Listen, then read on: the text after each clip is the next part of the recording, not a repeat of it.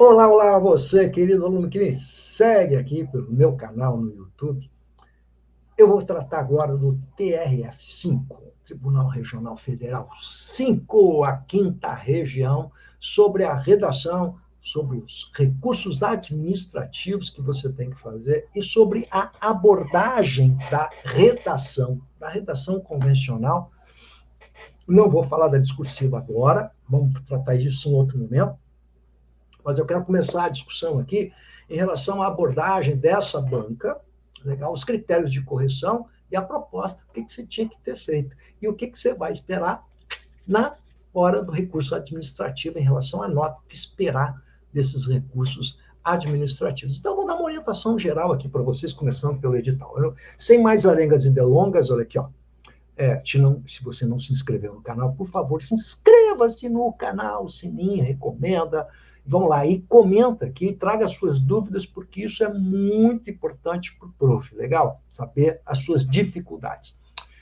Vamos lá, cara, eu quero já de imediato, sem muita conversinha fiada, eu quero poder ajudar você aqui nessa caminhada aí. Nós estamos no mês de novembro, agora, a segunda quinzena, a previsão de você ter as notas da redação. E como eu sei que a redação é o que decide tudo, você deve estar fazendo continha aí, né? Que eu sei, com todo mundo, né? Você está fazendo continha. Se eu tirar tanto na redação, eu consigo, se eu não tirar, não sei o quê.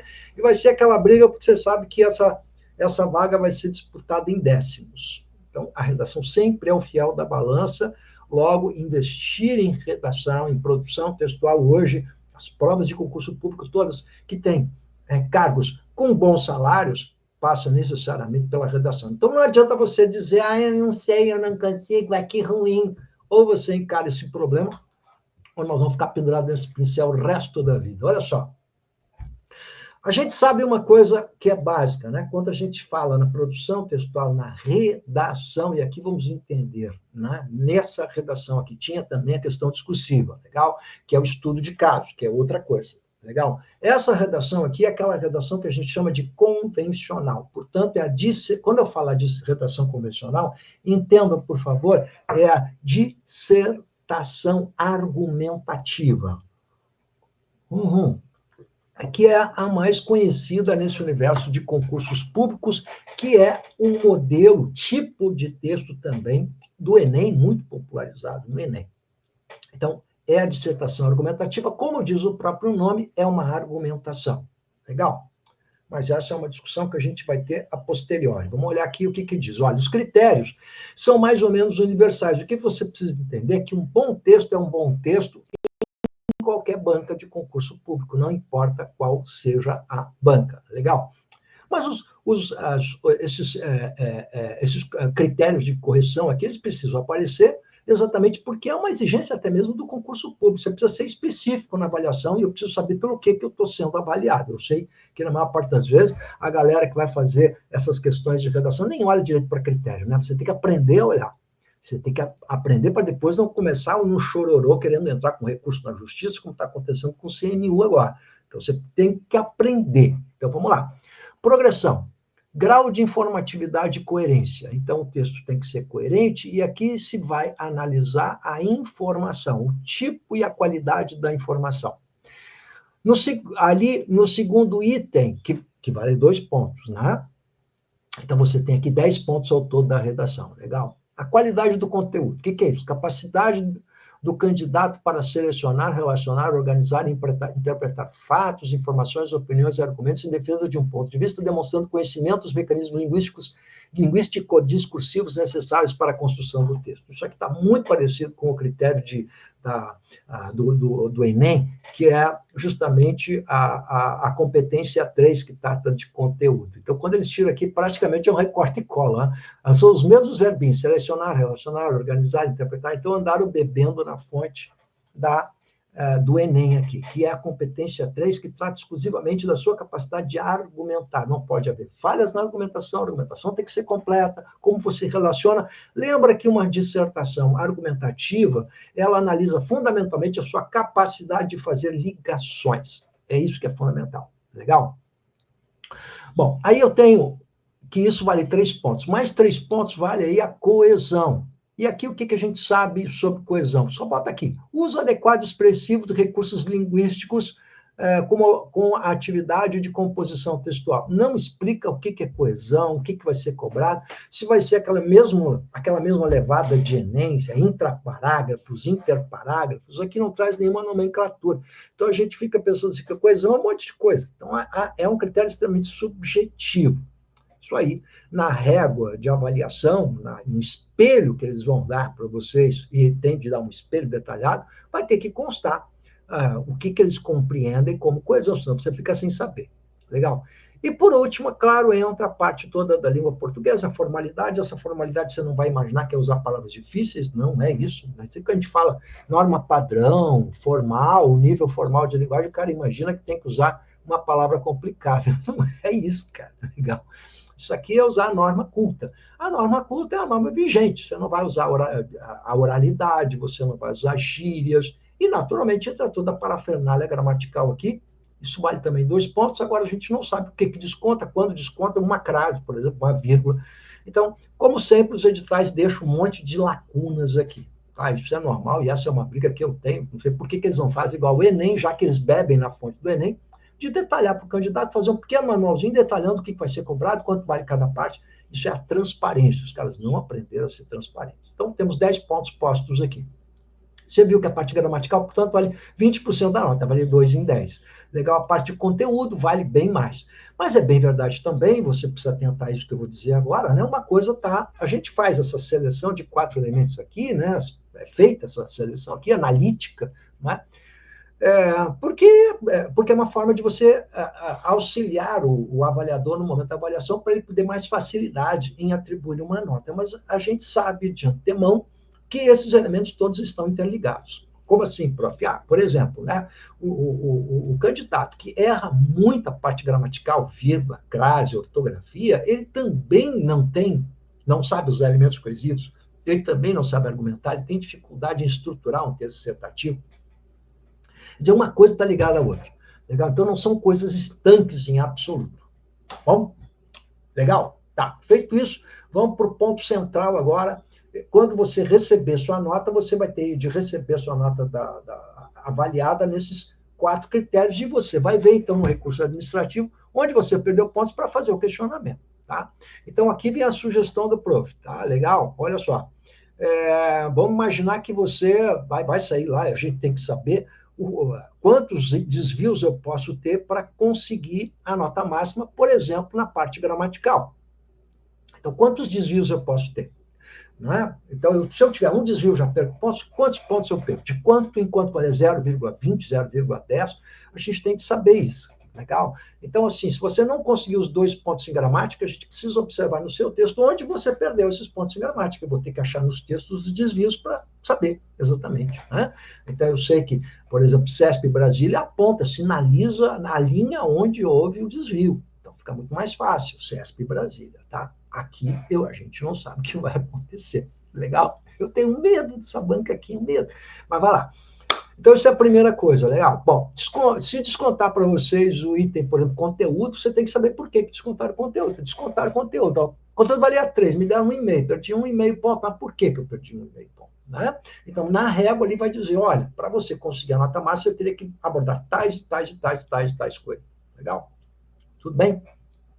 Então, eu preciso saber por que eu tirei aquela nota para eu poder fazer o contraditório, que é o exercício do contraditório, que é constitucional, né? O exercício de você contradizer. Eu recebi essa nota, mas eu questiono lá o item tal, o item tal. E é assim que a gente faz. Você não precisa pedir tudo, gente. Você vai pedir aquilo que você tem chance e oportunidade de pedir. Legal? Esse negócio de ficar pedindo tudo é um horror. Outra coisa importante que o tio vai falar, eu tenho uma experiência de décadas com isso aqui, com banca de concurso público, recurso, enfim. Legal? Olha só, se a gente vai, pelo amor de Deus, presta atenção, se você vai questionar a parte de desvios gramaticais, né, por exemplo, que é o item da correção, você tem que provar no seu recurso administrativo que o seu texto ele usa a norma culta, não tem desvios, ou se tem poucos desvios, você tem que apontar isso detalhadamente. Se eu vou, por exemplo, mostrar que a minha coesão textual é uma coesão legal, né, então vou pegar aqui o item da coesão, que é o item 3, que vale 3 pontos, Então, como é que eu vou analisar isso aqui? Eu tenho que buscar no texto as ferramentas coesivas que você usou e mostrar que você tem diversidade de coesão, que você usou elementos coesivos e pontuar em que linhas isso foi feito. Por que eu estou insistindo nisso? Porque tem muita gente que faz concurso público, e eu observo aí, gente que se profissionalizou em fazer recurso administrativo para concurso público, para redação, e eles colocam assim, ó, o texto emprega elementos coesivos. Bom, mas isso não precisa ser professor de português para dizer, né? O texto usa a norma padrão e tem poucos desvios. Mas onde estão os desvios? Que desvios são esses? Né? Se eu tenho de provar que essa sua coesão é legal, eu vou ter que pontuar no seu texto onde estão os elementos coesivos. Então, quando você pega um recurso administrativo dessa galera que não sabe nada, que começa a fazer recurso administrativo para você, se cobrando caro, legal? E coloca assim, ó, o candidato usou elementos coesivos diversificadamente, mas não pontua, isso é sinal de que esse recurso administrativo é um padrão que eles têm. Eles nem olharam para o seu texto, estão cobrando de você e nem olhar para o seu texto. Por quê? Porque não tem nada que marque especialmente seu texto. Eles usam para todos os candidatos. Então, você está sendo duplamente enganado pela banca e, ao mesmo tempo, por essa galera aí. Então, muita atenção, tá? Estou aqui fiscalizando de olho nesse monte de picareta que anda por aí. Beleza? Bom, então vamos lá. Dito isso, vamos para agora a segunda parte da brincadeira, que é a mais importante. Estamos no dia da prova. Vai chegando o dia da prova. Então, você abriu o caderno de prova, você está lá com o Chico. O que vai cair de tema de redação? Então, vocês já estudaram, viram qual é a dinâmica dessa banca aqui. Você sabe que eles gostam de temas subjetivos, tá? Então, não precisava ser guru para saber isso. Importante fazer o treinamento, você tem que treinar especialmente tema subjetivo, a galerinha que está só fazendo tema objetivo para a polícia, por exemplo, e nunca treinou um tema mais subjetivo, quando aparece um tema subjetivo como esse aqui, aí a coisa é a sofrência total, né, gente? Então, essa é a minha preocupação aí que eu tenho com essa galera, é o treinamento. Então, mas eu não sei fazer tema subjetivo. Tudo é treinável, legal? Se você treinar, se você nunca treinar a redação, chegar a deixar para fazer na hora, que é o que a maioria fez, você não vai conseguir pontuar. Porque o que vai decidir aqui é o detalhe. Muitas vezes vai ser crase, acento, muitas vezes vai ser o parágrafo. Então, a gente observa aí como o pessoal vai fazer intuitivamente, faz de qualquer jeito, né? Faz, por exemplo, um parágrafo com um período apenas. Então, ele perde coesão, perde estrutura do texto dissertativo.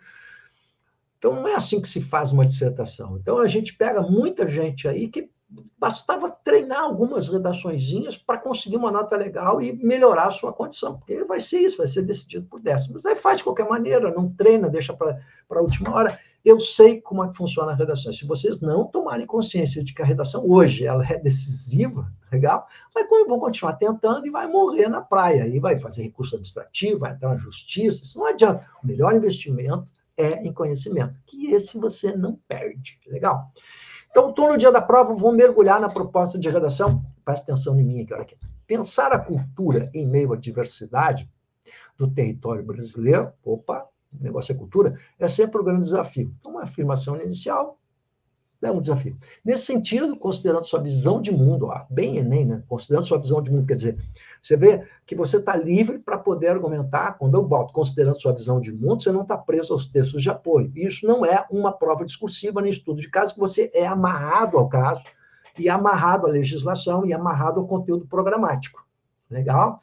Né? Essa é a questão discursiva clássica, que é uma dissertação expositiva. Por que expositiva? Porque não tem a sua posição. O que tem é a legislação, é o conteúdo programático e estudo de caso. Você está, então, encaixotado. Aqui não, aqui você está bem mais livre, né? Você está mais livre para poder, considerando sua visão de mundo. Então, aí eu vou, com sua visão de mundo, eu vou viajar. E a leitura atenta dos textos motivadores, que serve para inspirar, escreva. O texto motivador tem que ser lido, hein? Escreva em registro formal da língua. O que é registro formal? Arma culta, né? Só isso. Um texto dissertativo, argumentativo. Então, é a redação convencional, a dissertação argumentativa, que você tem liberdade, agora você tem liberdade para opinar, e o que vai ser avaliado é a qualidade da sua argumentação. Se você argumenta corretamente. É isso. Ou seja, você é livre para argumentar. O que tem que ser cobrado é se os argumentos que você usou são pertinentes, são completos, são bem estruturados e estão dentro do contexto. É isso. Então eu posso baixar o pau no cacete no governo, você pode fazer o que você quiser, desde que você argumente corretamente. Agora, se eu fosse você, politicamente não faria isso, porque você está sendo burro, né? Até porque uma dissertação desse gênero não é para você defender tese, nem se enrolar na bandeira do Brasil, não é isso, nem salvar o Brasil, você não vai. Gente, uma dissertação em concurso público, simplesmente se quer avaliar se em 30 linhas você consegue organizar algumas ideias dentro da norma culta. É muito simples. Legal? Se você tem um raciocínio lógico, se você tem capacidade de síntese, se você tem capacidade de interpretação e o domínio da língua, são todos esses componentes aqui. Então, não é para defender a pátria. Legal? O que mais? Então, eu tenho que escrever sobre qual assunto, afinal de contas, né? Um dissertativo argumentativo de 20 a 30 linhas, então, pelo amor de Deus, não. Vamos fazer aquela polêmica do CNU. Se eu fiz 19 linhas, aqui está falando que é 20 a 30. Se você fizer 19, você está correndo risco, meu querido. Pelo amor da minha mãezinha. Será que não sabe inglês? Olha lá. 20 e 30. Bom, se é 20, entre 20, que contém entre 20 e 30, é esse intervalo. É tão difícil entender isso. Mas se eu fiz 19, bom, você está correndo isso de zerar. É isso que você quer? A galera quer fazer do jeito que quer, eles não querem seguir as normas, né? Então tá aqui, 20 a 30. Então, 19 não pode, 31 não pode. Agora eu recebi ainda hoje um aluno que passou as 30 linhas, que é o limite, não tem mais do que 30, e foi escrever mais 2 linhas. E aí, professor, nem olha para essas linhas que você botou aí. Legal?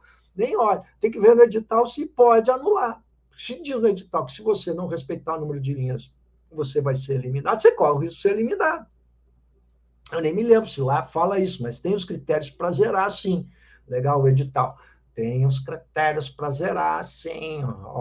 Ó, zero, tá aí, ó. Se tiver em branco, bom, isso é óbvio, né? Se tiver em branco, não, vai corrigir, se em branco vai corrigir. Se tiver em branco, o que mais? Com conteúdo diverso do tema estabelecido. O que isso quer dizer diverso? Ele tangenciou totalmente o assunto pedido. Então, aqui era para falar de cultura, diversidade cultural, ele falou sobre trânsito. Zero, né? Mas escreveu uma redação maravilhosa. Zero. Né? A interpretação da proposta faz parte da brincadeira, né? Fuga da tipologia. Escreveu um poema, uma carta, um bilhete, né? E não fez uma dissertação. Legal? Considerado elegível. Pois é. Ou desenvolver em forma de desenhos. Claro, botou número, desenho, verso. Aí tem que ser um texto, né? Pelo amor de Deus, né? E ilegível, quer dizer, não dá para entender mesmo. Tem alguns aí que, olha, horas não escreve, deixa para treinar no dia aquela letrinha. Imagina, um avaliador vai ter que corrigir 100 redações no dia, ele olha para aquela sua letrinha, qual é a sensação que ele tem? Ele tem vontade de querer matar você. E você quer provocar o avaliador? Não, né, meu benzinho? Então faz uma letra caprichada. Treina, meu querido. Você não quer passar? Não quer ganhar 20 conto por mês? Então faz um esforço. É um esforço, tá bom? Que não for redigida com caneta tinta azul ou preta, caneta de tinta azul ou preta, óbvio, né, gente? Sempre azul ou preta, vai querer fazer a lápis. Oh, Deus.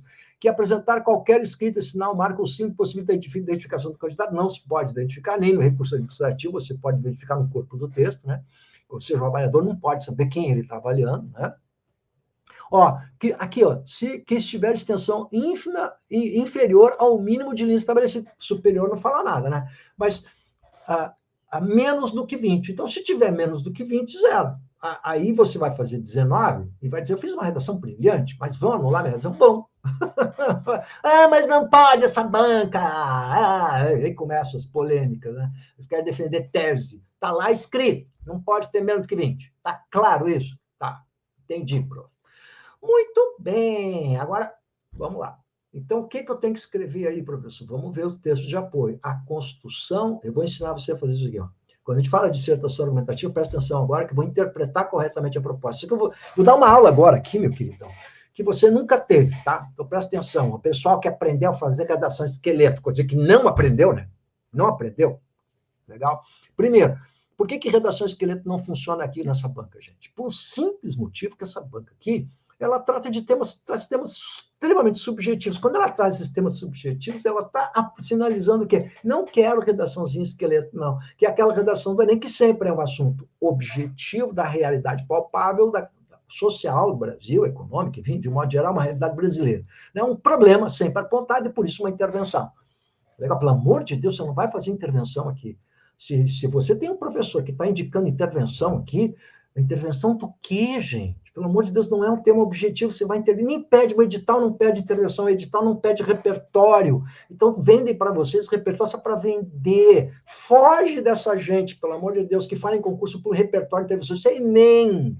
Aqui não tem nada a ver com repertório e intervenção. Nada impede que você sugira uma solução e tal, mas não intervenção, porque não há um problema objetivo aqui, né?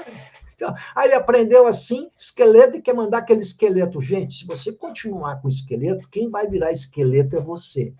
Tá? Então fica ligado com o que o tio está dizendo. Ó, fica ligado. Bom, a construção das margens na cultura brasileira contemporânea. Como assim margens? Do que ele está falando, afinal? Aí a gente vai para a prova, né, queridão? Vamos lá. Você está ligado aí? Ó? São 2 textinhos. Como sempre, a gente chama isso de seleção de textos. Tá? Então, isso aqui também não é o Enem já fazia isso há 500 anos. Sei lá, bancas de vestibular já trabalham com seleção de textos há 350 milhões de anos. Não é nenhuma novidade. Isso aqui não é invenção do Enem, tá? Muito antes do Enem já se trabalhava com a seleção de textos. Então, você tem 2 textinhos curtinhos que vão nos dar uma baliza mais concreta para aquela que eu vou chamar, então, a frase principal aqui, que é a frase temática. Vamos chamar de frase temática. A frase temática, presta atenção agora, ela traz um assunto amplo e um tema específico. Então, olha só, eu tenho que falar sobre a cultura brasileira contemporânea. Todo mundo percebeu que é sobre cultura, que é um assunto bem difícil de você agarrar. Legal? Por quê? Porque é muito amplo, né? Então, o importante é você conseguir delimitar. E muitas vezes aí tem candidatos que, quando você dá muita coisa para ele se perde. Então, eu tenho que falar sobre a cultura brasileira atual, contemporânea. Legal? Mas o tema, o foco central, é discutir a construção das margens dessa cultura. Esse é o tema central. Então, se você falar sobre a cultura brasileira, mas não falar da construção das margens, você vai estar tangenciando parcialmente o tema e vai perder pontos, provavelmente, ali no conteúdo. Eu acho que vai ser ali que eles vão descontar, beleza? Então, o que diz agora aqui? Os expoentes da dança e da música criadas nas periferias, ele está falando em periferia, já está dando um spoiler aqui para você, né? Está falando em periferia, quando fala em margem, o que você está imaginando? Quais são das margens? Que margens são essas, né? Não são fronteiras propriamente, né? Margem, mas é ligado à periferia. Participarão, então você já tem inclusive, e para isso servem os textos de apoio, vocabulário. Se em vez de usar margem, para não ficar repetindo, né, ou cultura marginal, você pode usar cultura periférica. Para isso que serve o texto de apoio. Você tem que usar o texto de apoio em tudo que ele te oferece, legal? Participarão de um evento, aqui você também tem uma notícia, bem factual, né? No Instituto de Estudos Avançados, da USP, para analisar essas expressões artísticas. No ano passado, 4 eventos do ciclo. Então, eventos é uma palavra que você pode usar também, né? Tratar dos temas literatura, teatro, produções audiovisuais, grafite, jornal da USP, no ar conversou com Helena Cars, que é professora, bem texto jornalístico, é uma notícia, professora da Universidade Católica de São Paulo, crítica de dança e coordenador do Centro de Estudos em Dança, que fundou em 1986. De acordo com a professora Helena, é muito importante que a academia tenha aberto espaço para o campo da dança, porque essa forma de expressão está passando por uma mudança sensível em que mostra o impacto da questão do negro. Então, essa cultura periférica, sublinha aqui, é uma cultura que está passando, mostrando, revelando uma mudança sensível que gera o quê? Impacto onde? Na questão do negro, do gênero e do corpo trans. Beleza, então é disso que nós estamos falando. Você está prestando atenção aqui, ó? Nós estamos falando sobre a cultura marginal, sobre essa cultura periférica. Então, já temos aqui algumas coisas que nos ajudam a saber sobre o que a gente vai abordar. Legal? Mas o que tem essa cultura periférica? Vamos tentar pensar sobre isso, para isso que eu estou aqui.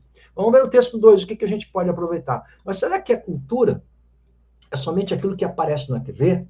Toca no rádio? Olha, aqui já melhorou. Porque o primeiro texto é uma notícia, só não dá para tirar muita coisa, mas aqui já leva mais reflexão. Então, qual é a reflexão? É uma pergunta, ó. É aquilo que aparece, toca no rádio, passa no cinema, está nos museus, nos livros? Será que podemos dar o nome de cultura apenas ao que... agora, olha só. O que é cultura? Isso você pode levar para o seu texto, né? Então, eu posso já no primeiro desenvolvimento, vamos chamar de D1, Não é? Você tem 2 parágrafos para desenvolver. No primeiro desenvolvimento, eu posso questionar a questão da cultura. O que é cultura, exatamente, né? E discutir o que é cultura.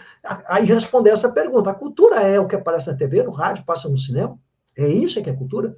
Né? Será que podemos dar um nome de cultura apenas ao que está envolvido num esquema industrial? Ai, que bom, né? Para ser produzido e chegar ao público. Então, o que é cultura? É um conceito muito mais amplo, ou é esse conceito aqui estreito, né? Só que aparece no rádio, isso é que a gente entende como cultura. Se observarmos atentamente ali de programas, de shows, peças, filmes, exposições, perceberemos um forte movimento das minorias. Aqui tem mais vocabulário para você. Periferia, minoria, para mostrar sua cultura. A internet vem desempenhando... olha que bom argumento você mostrar que agora a internet vem desempenhando um papel importante, já que qualquer grupo, artista ou comunidade marginal, periférica, legal, pode mostrar sua cultura.